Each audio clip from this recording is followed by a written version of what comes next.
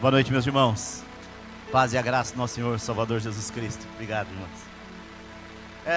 Quero ler só um versículo bíblico com vocês. Salmo 119, versículo 105. O pastor Diego, agradeço desde já a honra do convite. É sempre um prazer para mim. Agradeço a Deus também por poder estar com os irmãos. E no banner, colocou lá, tá lá, ó. Olha que tô bonito nessa foto, tô não? Tá ali, ó, Salmo 119, versículo 105. A tua palavra é lâmpada para os meus pés e luz para o meu caminho. Amém. Os irmãos podem se sentar. Lâmpada para os meus pés e a tua palavra e luz para o meu caminho. Eu ia falar outra coisa, pregar outros assuntos, mas essa palavra tem estado no meu coração já há alguns dias. O Senhor tem falado comigo, às vezes na madrugada. Deus faz a gente lembrar. Estávamos no culto numa casa, recente agora, e a irmã que trouxe a palavra lá, ela falou muito a respeito da gente lembrar das coisas que Deus fez. Lembra daquilo que Deus fez. A gente tem o hábito de esquecer.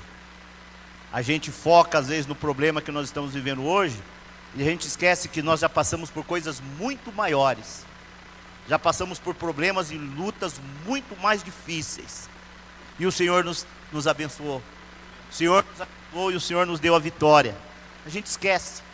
A gente esquece das dificuldades, dos problemas que enfrentamos. E a gente às vezes se foca num problema que, se a gente for comparar o problema de hoje com o problema que tinha lá atrás, isso aí é fichinha. Isso é coisa pequena, é café pequeno.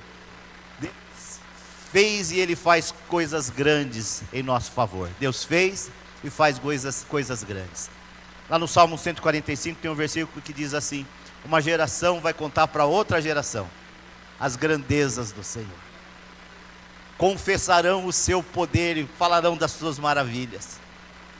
E o que eu queria hoje, talvez não seja nenhuma pregação, mas eu quero falar para vocês das coisas que Deus pode fazer, das coisas que Deus faz, das coisas que Deus nos mostrou ao longo da vida, o quanto Ele faz.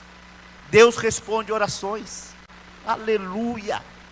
Lá no livro de 1 Crônicas, capítulo 4, nós vamos ter uma história curtinha em 2 versículos, que fala do Jabes, e a história diz que quando ele nasceu, a mãe o teve com muitas dores, foi um parto difícil, foi uma situação difícil para que aquele menino viesse ao mundo. E ele nasce, e ele é chamado de Jabes, aquele que causa dor, que causa sofrimento. Imagina, né? Você crescer ouvindo, você é aquele que traz dor, você é aquele que traz sofrimento. Mas ele orou, e ele pediu que Deus o abençoasse, que Deus o alargasse suas fronteiras. E o versículo, se eu não me engano, é o versículo 10 e 11.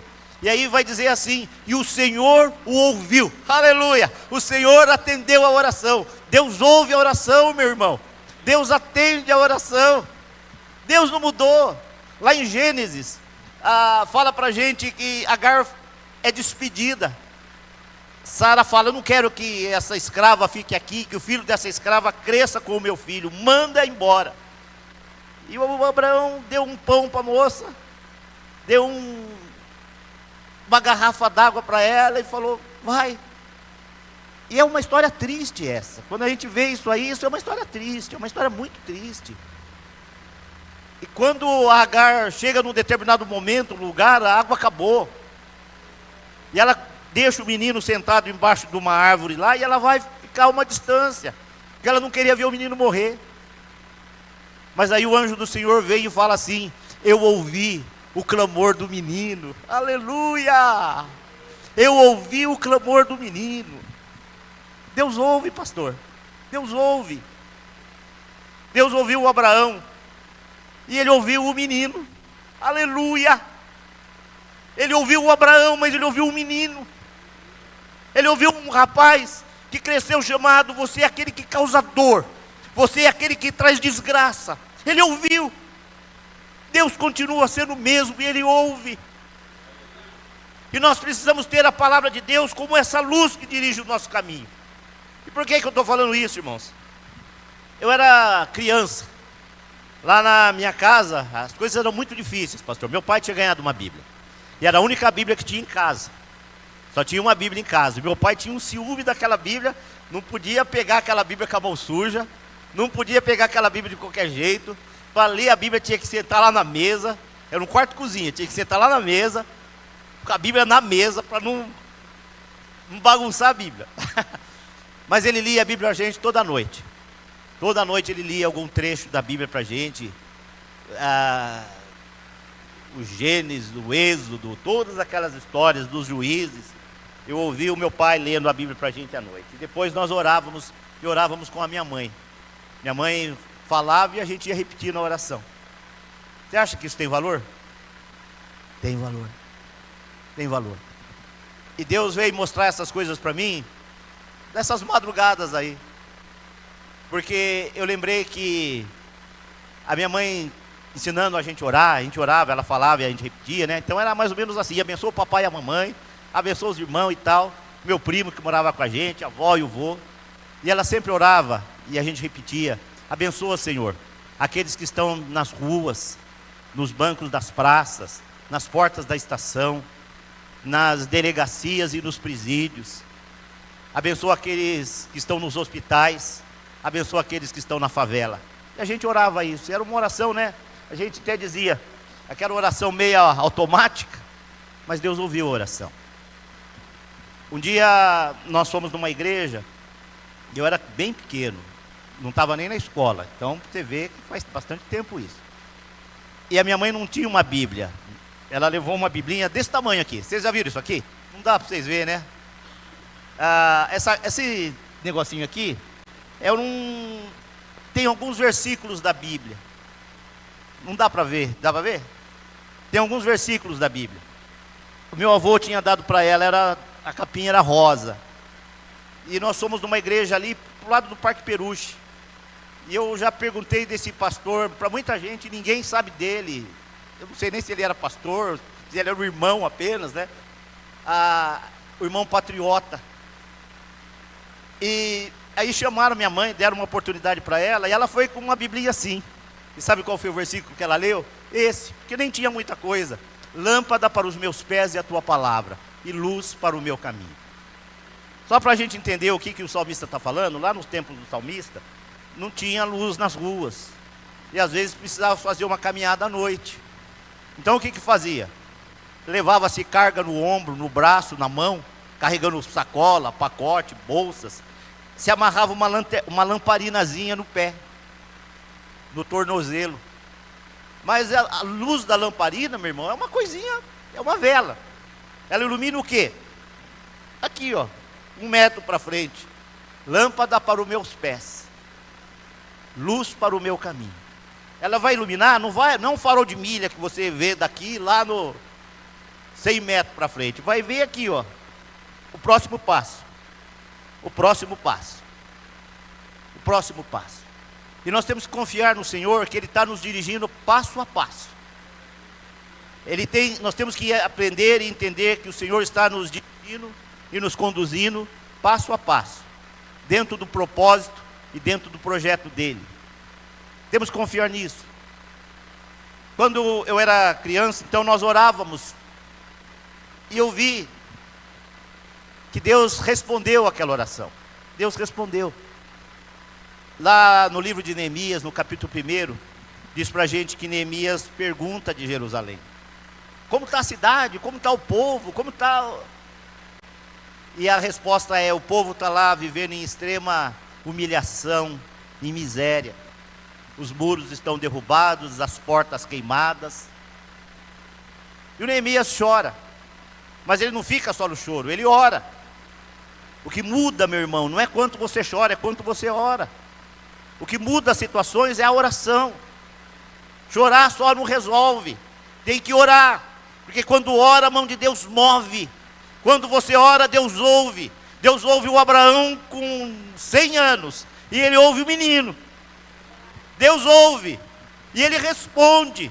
E Ele traz a vitória, e Ele abre a janela dos céus, e Ele traz a existência, as bênçãos que não existem. Ele muda história. Ele muda os estigmas que foram colocados sobre uma pessoa e faz alguma coisa grande acontecer. Deus muda, Deus muda. O Neemias orou. E aí, um dia ele está lá servindo o rei, e o rei pergunta para ele: o que está acontecendo, Neemias? Você está triste? E ele vai dizer: como eu não estaria triste, se a cidade do sepulcro dos meus pais está destruída, e o meu povo lá está vivendo na miséria. Aí o rei pergunta para ele: o que você quer fazer? E ele fala: eu quero ir lá e reconstruir a cidade, os muros, pôr os portões. E o rei autorizou. O que você precisa para isso? E o rei autorizou. E ele vai dizer assim no capítulo 2: o rei deu tudo aquilo que eu pedia, porque a boa mão do Senhor era comigo. A boa mão do Senhor estava sobre Neemias. Essa mão está sobre você.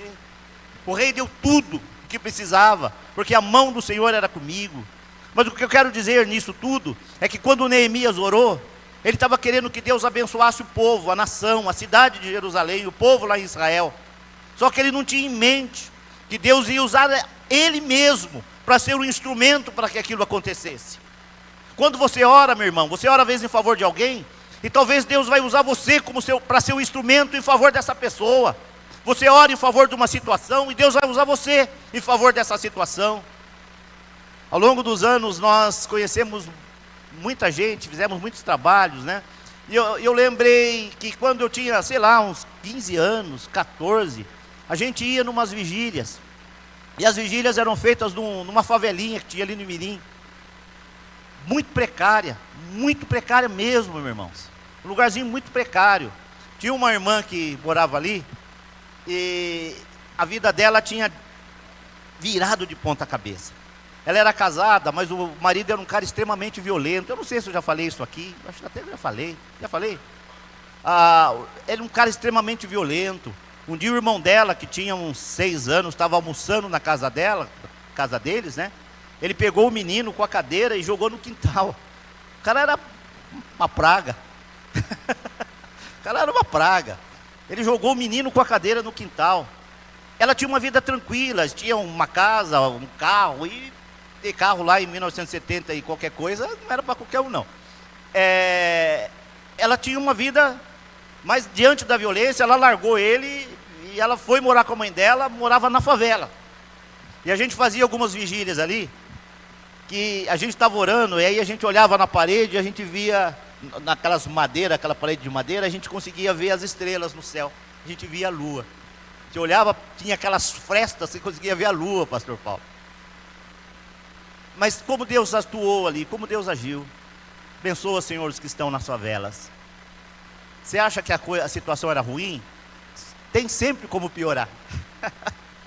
As situações ruins sempre tem como piorar. Um dia deu uma chuva, que era mais ou menos na beira do riozinho que tem ali, daquele córrego que hoje tem a Avenida Direitos Humanos, naquela época não tinha. O barraco caiu. Mas um irmão chamou essa moça. Ele tinha um quarto cozinha no fundo do quintal, e ele colocou ela, a mãe, o irmão, colocou naquele quarto cozinha. E ela ficou ali, sei lá, alguns meses, um ano. E ela falava: o que eu vou fazer? O que eu vou fazer? Mas esse irmão falou assim para ela: você nunca mais vai voltar para a favela. Aleluia! Você nunca mais vai voltar para a favela. E ela dizia: mas eu não tenho condições. E ele disse: você nunca mais vai voltar para a favela. Quando ela saiu dali, ela alugou uma casa na rua Mendonça Júnior. Vocês conhecem aqui, em frente àquela escola Tito Prates. Ela alugou uma casa ali. Essa moça prestou um concurso. Ela foi trabalhar no estado, na educação. Não sei o que ela fazia nas escolas. Ela não tinha muito estudo não, mas ela prestou um concurso e entrou. Depois ela conseguiu promovido e foi lá para Osasco, pastor. Passou anos e a gente não tinha notícia dela. Um dia a minha mãe encontrou com ela lá no Hospital do Servidor. Ela estava trabalhando na escola em Osasco e ela comprou uma casa. Nunca mais. Aleluia. Deus cumpriu. Nunca mais. Aquilo que foi dito, Deus cumpriu. Nós orávamos por aqueles que estavam nas ruas, por aqueles que estavam nos presídios. Em 1986, eu fui trabalhar lá no Centro de Observação Criminológica, um presídio ali no Carandiru. Eu nem queria prestar aquele concurso, né? Eu trabalhava no escritório de cobrança no centro, e uns amigos falaram, vamos prestar concurso e tal. Eu falei, não quero trabalhar nisso não. Vamos. No último dia, o pessoal fazer inscrição, eu me inscrevi também. E eles não passaram e eu passei. E eu fui trabalhar no presídio. Cheguei lá, era uma unidade nova. Uma unidade que estava começando. Os exames criminológicos eram um negócio novo que estava sendo implantado. E a gente não tinha preso lá direto. O preso vinha para fazer exame e ir embora. Mas teve uma rebelião em Araraquara e trouxeram presos, e os presos ficaram, daí encheu e não esvaziou mais. E na época a gente tinha um grupo na igreja, o pessoal lá da Pompeia, e que passava filme em igreja, em escola, em praça, um monte de lugar passamos filme. Cruz e o Punhal, Refúgio Secreto. E quando eu estava trabalhando lá, um dos garotos lá da igreja, acho que você lembra dele, o Davi Jung, lembra dele? Que tocava teclado. Ele falou, pô, vamos passar o filme lá. Eu falei, pô, legal, vou conversar com a direção. E eu conversei e foi uma coisa assim, muito rápido. Que eu achei que eles iam falar, vamos pensar, vamos analisar, não. Ele falou, quando? Eu falei, fim de semana, o diretor já foi comigo lá, o diretor de segurança, conversamos com os presos, ele falou, olha, você não fale aqui sábado, porque... E foi assim. E aí na sexta-feira, eu conversei com o pessoal, vamos fazer o filme no sábado. E foi uma luta, uma correria. Na sexta-feira nós nos encontramos. O filme estava alugado para uma igreja, a Igreja Batista lá da Praça Princesa Isabel. Acho que eu já contei isso aqui também. E a igreja não tinha devolvido o filme da Comev. Mas um irmão ia sair daquela reunião, ia lá para a Igreja Batista pegar o filme com eles, direto com eles lá. Aí nós conversamos, oramos. Um pastor auxiliar ali veio e falou, olha, o pastor não quer que o nome da igreja apareça nisso. Eu falei, não, fica tranquilo, está tudo na minha responsabilidade, eu assinei. E no sábado nós fomos para lá, a Igreja Batista emprestou um projetor, porque a Comev não tinha o projetor para alugar. Um outro pastor apareceu lá, um pastor da Igreja Batista da Lapa, trazendo outro projetor, trazendo aquele Novo Testamento pequenininho, que nós distribuímos para todos os presos, para todos os funcionários. Passamos o filme 3 vezes para todos os presos que estavam ali. Depois disso nós começamos a fazer culto lá no presídio. Começamos a fazer culto. E eu trabalhei lá 4 anos e pouquinho. E nós fizemos cultos ali 4 anos. Mesmo depois que eu saí, nós ainda continuamos. Só que depois conseguia conciliar. Eu trabalhava em plantão e às vezes o dia do plantão era o dia que tinha que estar lá e acabou não dando para conciliar e uma outra igreja assumiu. De um rapaz até que estava desviado. Ele trabalhava lá, ele estava desviado, era filho de pastor. Ele estava fora da igreja, mas ele voltou. Talvez ouvindo aqueles cultos que a gente fazia lá. E quando eu parei, ele com a igreja dele assumiu e continuaram. Passaram alguns anos e um dia eu falei com a Márcia, será que tem alguém firme? Eu acho que eu já contei isso aqui também. E nós fomos comprar um material de escola bíblica dominical e um irmão falou para mim, estava lá numa galeria lá no centro. A paz do Senhor. Eu falei, a paz do Senhor, irmão. Tal. Tudo bom, irmão Luiz? Eu falei, ele me conhece. Irmão, não lembra de mim? Eu falei, não lembro de que igreja que o irmão é. E ele falou, eu estava preso lá e vocês faziam o culto e tal. Eu falei, maravilha, eu vou te dar o endereço. Ele falou, é Rua Pedra Formosa 2, que era o endereço da igreja. Eu falei, mas como é que você... Ele abriu a Bíblia e tinha um folhetinho daquele que a gente tinha dado, sei lá, 6, 7, 8 anos antes para ele. Estava lá dentro da Bíblia dele, um folhetinho com o endereço da igreja. E eles foram lá num grupo de 20 e tantas pessoas. Eles dirigiram o louvor, pregaram num sábado. Eu estava de plantão e não pude estar lá. Mas eles foram lá. Deus salvou esse homem. Ele morreu em 2021, ano da Covid. Ele morreu do coração. Ele era pastor de uma igreja lá em Franco da Rocha. Ele estava pastoreando uma igreja lá em Franco da Rocha. Teve um outro rapaz que foi na igreja e testemunhou, que esteve preso lá, e Deus o tirou. Ele estava pastoreando uma igreja lá em Guarulhos. Teve um outro rapaz que pregou na nossa igreja, Ele era presbítero de uma igreja lá no Jaraguá. Lá no Jaraguá. Deus salva, irmãos. Abençoa os que estão nos presídios, Senhor. Deus salva. Deus salva, Deus faz. Abençoa os que estão nas ruas, Senhor, nas praças, nos bancos. Nós fizemos esse trabalho de levar pão para o pessoal e uma oração. E às vezes a gente via a batalha que era. Batalha, estou falando batalha literal com Satanás. Um dia nós fomos levar uma ajuda para o pessoal ali no centro, embaixo do Minhocão. Ficava um monte de gente ali, né? E um espírito maligno pegou um rapaz, pastor. E ele queria jogar o rapaz na frente de um ônibus. E nós seguramos ele e oramos e expulsamos, e aquele espírito maligno saiu dele. Mas olha como o diabo é terrível. O diabo queria matar aquele moço. Aquele moço ficou calmo, ele ficou tranquilo, ficou sereno. Mas veio um cara gritando. E eu ouvi o grito dele de longe. Eu não estava vendo onde ele estava, mas eu estava ouvindo o grito dele. Era umas 11 horas da noite, mais ou menos. O cara veio com um pedaço de caibro, mais ou menos desse tamanho, aqui do tamanho do púlpito, na mão. Ele queria bater nesse mesmo rapaz. Aquele demônio queria matar aquele rapaz. Mas nós levantamos a mão e falamos: está repreendido em nome de Jesus. Do caminho que ele veio, ele voltou, foi embora. Não aconteceu, irmãos. Tinha um irmão que estava com a gente. Oi? Tinha um irmão que estava com a gente. Ele falou: não, isso aqui é muito perigoso, não dá para a gente ficar fazendo isso aqui não.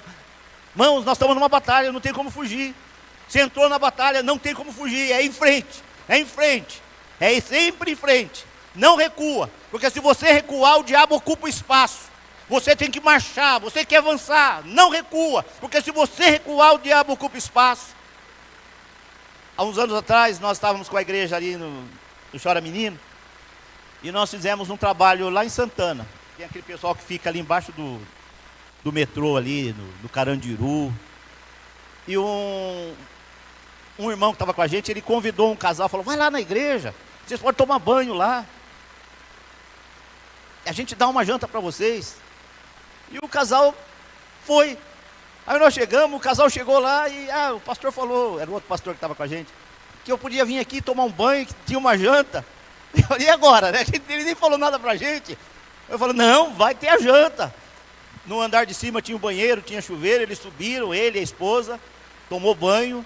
Tinha uma irmã, que agora está morando lá em Minas. Ela falou: pastor, o que a gente faz? Só tem macarrão aí. Ela pediu para o vizinho lá emprestado um molho de tomate, 2 ovos, fez, e eles jantaram. Esse rapaz que estava ali, meu irmão, que estava na rua, ele era um presbítero. Ele era um presbítero. E ele tinha tido problemas na vida. E estava naquela situação. Tinha abandonado a mulher lá no interior, estava naquela situação. Estava com essa outra mulher. E eles vieram alguns dias. Não sei, uns 2, 3 meses eles vieram. E a gente orando para que Deus mudasse aquela situação. Orando. Um dia eles sumiram. Não vieram mais. Desapareceram. Passou não sei quantos meses. Um dia ele apareceu, bem arrumado, bem vestido. Eu falei: ô meu irmão, que bom vê-lo, como é que estão as coisas? E ele disse o seguinte: eu estava vendo para tirar os documentos, que eu tinha perdido tudo. Eu fui lá no poupa-tempo da Sé. Ali dentro do poupa-tempo da Sé, né, no metrô Sé, saindo para o lado do poupa-tempo, não tem ninguém lá, né? Ele encontrou o irmão dele, que morava aqui, e ele não sabia onde. É uma coisa comum, né? Encontrar alguém que... É muito corriqueiro você encontrar no metrô da Sé ali, naquelas saídas do metrô da Sé. O irmão dele morava em São Paulo, ele não tinha o contato, não sabia onde o irmão dele morava. E eles encontraram ali, e o irmão dele levou ele para a casa dele, e ele tinha mudado de vida, e Deus tinha encaminhado a vida dele, as coisas mudaram. Deus muda as histórias e as situações, irmãos. Deus muda, irmãos. Deus muda. E aí Deus me fez lembrar dessas coisas.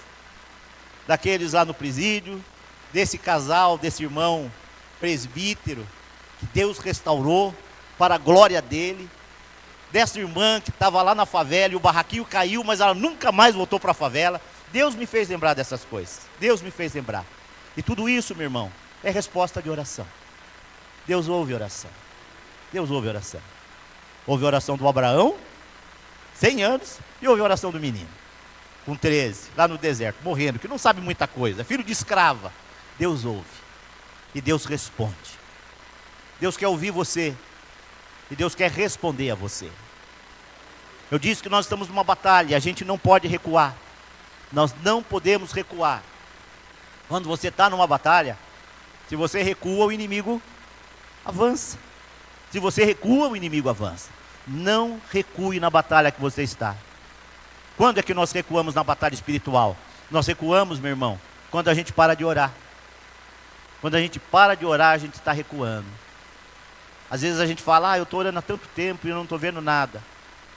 Deus está trabalhando. Deus está agindo. Mesmo quando a gente não está vendo nada. Eu fiquei muito feliz a semana passada, que nós tivemos com um casal amigo da gente, que nós congregamos juntos há anos atrás. E o irmão dele, a gente conhece a família há 40 e tantos anos também. E o irmão dele, sempre, eu tenho a minha religião. Mas o irmão dele toca guitarra, né? E ele conheceu um pastor, eles estão morando aqui pro lado de Mariporã, para esses lados. E ele conheceu um rapaz que deu um testemunho bonito de vida, que ele estava no crime, quase morreu, e Deus os restaurou. E esse rapaz está com uma igreja lá. E o irmão dele está tocando na igreja lá. Há um ano e pouco atrás eu falei com ele, né? Ele, não, porque eu tenho a minha igreja, a minha religião, ele é espírita. Mas agora ele está tocando na igreja. E eu falei, aleluia. Deus responde a oração. Deus responde a oração. São não sei quantos anos orando por esta família. Não sei quantos anos, pastor. Mas Deus responde. Aleluia. Aleluia. Deus responde a oração. Deus muda, meu irmão. Deus muda situações. Deus muda história. Deus faz coisas maravilhosas. Não recue na oração. A oração é uma das formas de você batalhar contra o inimigo. Não recue. Continue orando, continue confiando, mesmo que você não esteja vendo nada acontecer, Deus está fazendo alguma coisa. Deus está fazendo alguma coisa. Mesmo que você ore e não veja acontecer nada, Deus está fazendo alguma coisa. Que talvez não vai acontecer hoje, não vai acontecer amanhã, vai acontecer daqui 40 anos, vai acontecer daqui 50 anos, mas vai acontecer em nome de Jesus, em nome do Senhor Jesus. Deus não deixa a oração sem resposta. Deus não deixa a oração sem resposta. Não recue, meu irmão, deixando de adorar a Deus. Às vezes a gente recua. A luta está tão pesada, as coisas estão tão difíceis, a gente recua, a gente para de adorar. Não recue na adoração. A adoração é uma arma contra Satanás. A adoração é uma arma contra as forças do inferno. Não recue na sua adoração. Não recue na batalha, deixando de congregar. Não recue. O diabo tem pegado muita gente nisso. Tem muita gente achando o seguinte, não, mas eu posso ser crente na minha casa.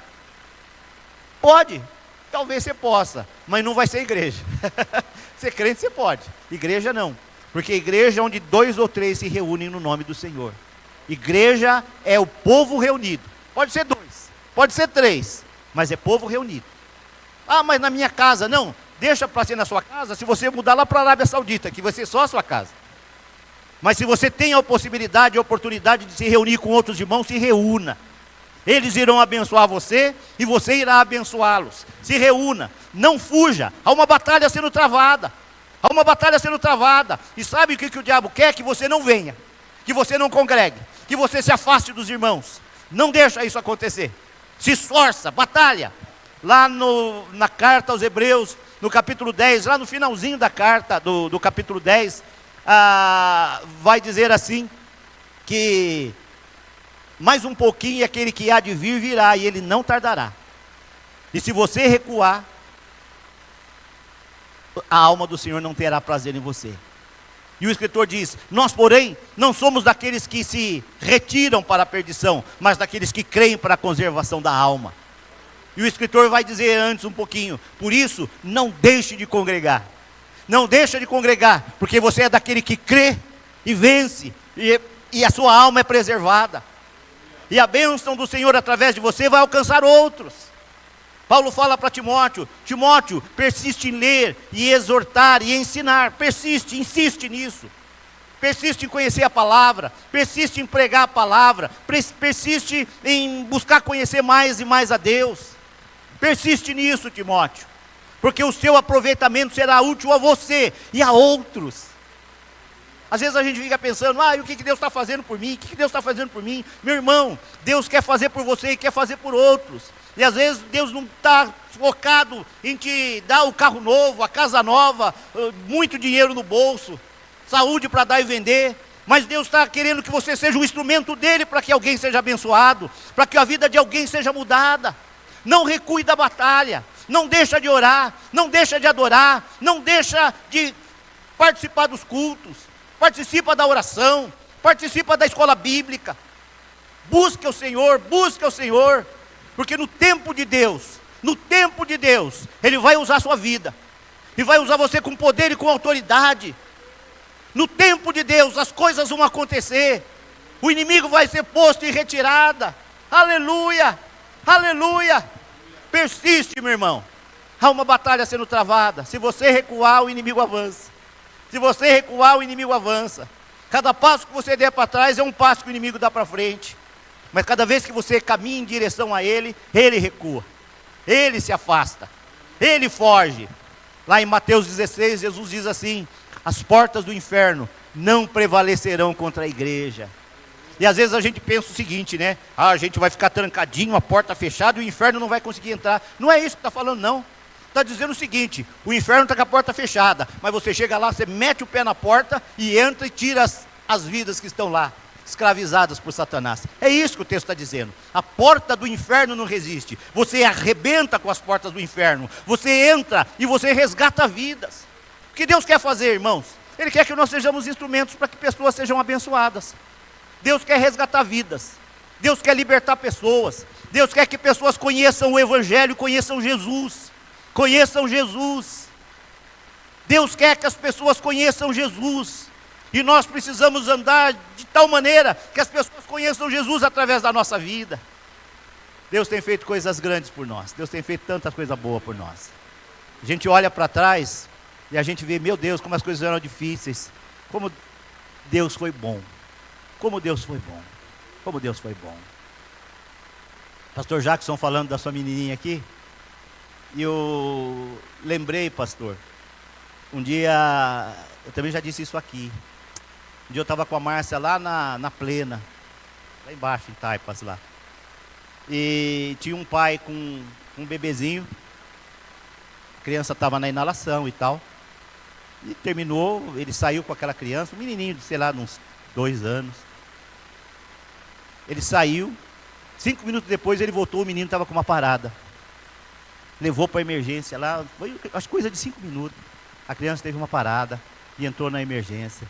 Sabe o que Deus falou para mim aquele dia? Eu estava ali, eu falei: Senhor, tem misericórdia dessa criança, esse pai, essa família, tem misericórdia, põe a mão, né? E Deus falou assim para mim de uma forma muito clara, aquela coisa que Deus, né, te arrebenta o seu coração. E falou para mim: você nunca pagou um convênio para o seu filho, né? Mas você nunca entrou com o seu filho numa emergência. Nunca, nunca, nunca. A única vez que o meu filho foi ficar internado, teve uma vez que ele ia ficar internado. A médica falou assim: ele vai ter que internar e tal e tal. Aí o pastor Neco chegou lá no hospital. E o pastor Neco falou: pô, Luiz, se você tivesse falado, a gente já tinha vindo antes e tal, né? Me chamava de Luiz. O pastor Neco orou, a médica reexaminou, falou: não, pode levar para casa. Não precisa internar, não. Dá a medicação em casa. A única vez que o meu filho ficou internado foi quando teve Covid em 2021. Eu fiquei internado de manhã e ele foi internado à tarde. Aí ele tinha convênio. Talvez se não tivesse convênio não tinha ficado internado, tinha ficado bom. Deus cuida, irmãos. Deus cuida. Deus cuida. Sabe o que Deus mostrou para mim naquele dia lá? Que a saúde é melhor do que o convênio de saúde. A saúde é uma bênção. A saúde é uma bênção. E o convênio? O convênio é um paliativo. Mas a saúde é uma bênção. E essa bênção só quem pode dar é Deus. Só quem pode dar essa bênção é Deus. Só quem pode dar essa bênção é Deus. Deus tem cuidado de mim, Deus tem cuidado da minha família. E Deus mostrou essas coisas. E uns dias atrás, nessas madrugadas aí, às vezes perdi o sono, e eu lembrei da minha mãe lendo esse versículo numa biblinha assim, num negocinho assim: lâmpada para os meus pés e a tua palavra, e luz para o meu caminho. E o Senhor colocou isso no meu coração. Aí quando você mandou esse versículo, eu falei: ah, Senhor, eu acho que eu vou falar isso. Eu acho que não é nenhuma pregação, mas é falar aquilo que Deus pode fazer. Aquilo que Deus pode fazer. Daquela oração tão simplesinha de uma mãe ensinando criança pequena a orar. Abençoa o papai, abençoa a mamãe, abençoa a Marta, abençoa a Luzia, o Carlos, meu primo que morava com a gente, a avó, o vô. Abençoa o pessoal nas ruas, nas favelas, nos presídios, nos hospitais. Deus fez alguma coisa. Ah, mudou, tirou todo mundo da rua? Não, mas tirou um. Aleluia! Tirou um, glória a Deus! Uma alma vale mais do que o mundo inteiro, irmão. Tirou todo mundo do crime? Não, mas tirou uns 2, 3, meia dúzia, não sei. Deus fez, aleluia! Uma alma vale mais do que o mundo inteiro. A gente trabalha com semente. A gente trabalha com semente. A gente não trabalha com a coisa pronta. Deus não chamou a gente para trabalhar num restaurante, né? No restaurante você trabalha para apresentar coisa pronta. A feijoada, está lá o feijão, a carne, o torresmo, o arroz, a couve. Bom, né? Deus nos dá um grão de feijão e fala: planta. Planta, um grãozinho só, Senhor. Um grãozinho, planta. Aquele grãozinho, vai nascer um pé de feijão. Daquele pé de feijão vai sair feijão para fazer a feijoada. Não é você que vai fazer a feijoada, mas você plantou o feijão. Aleluia! Aleluia! Nós trabalhamos com sementes e Deus está dando crescimento a elas. Lance as sementes que Deus colocar nas suas mãos. Lance a semente das bênçãos e você vai ver crescimento em nome de Jesus. Eu digo para você, meu irmão, com toda certeza, em nome de Jesus, você verá a resposta da sua oração. Você verá, porque o Senhor não mudou. Ele é o mesmo, Ele é o mesmo. Ele é o Deus que ouve, Ele é o Deus que responde a oração. Para a gente encerrar, o Senhor vai dizer assim na palavra, profeta Jeremias, né? Clama a mim, e eu responderei, e te mostrarei. Aleluia! Deus mostra, eu mostrarei. O Senhor diz: eu mostrarei as coisas grandes, as coisas firmes que você não sabe. E eu peço que seja assim na sua vida, em nome de Jesus. Posso orar? Bendito Deus e Pai do nosso Senhor Jesus, eu quero te agradecer, Senhor, porque o Senhor é o Deus que ouve e que responde a oração. Oh, Senhor, como é bom a gente saber que o Senhor não mudou. O Senhor ouviu a oração do Abraão, um homem de 100 anos, e o Senhor ouviu a oração do menino. Como é bom, Pai, a gente saber que o Senhor continua sendo aquele que responde, que ouve e responde a oração. Oração de menino que não sabe orar. Oh, Senhor, oração de menino que não sabe ler.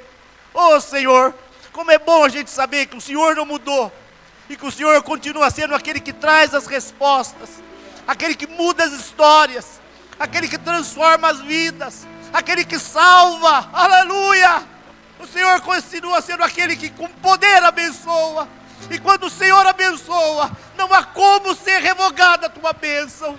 No nome poderoso de Jesus, Pai, eu coloco a vida dos meus irmãos, de toda esta igreja, debaixo da tua bênção. Daqueles que estão acompanhando esse momento de forma remota, eu os coloco debaixo da tua bênção, no poder e na autoridade do nome do nosso Salvador Jesus Cristo. Concede-nos graça, Pai, para sermos gratos a Ti, Senhor.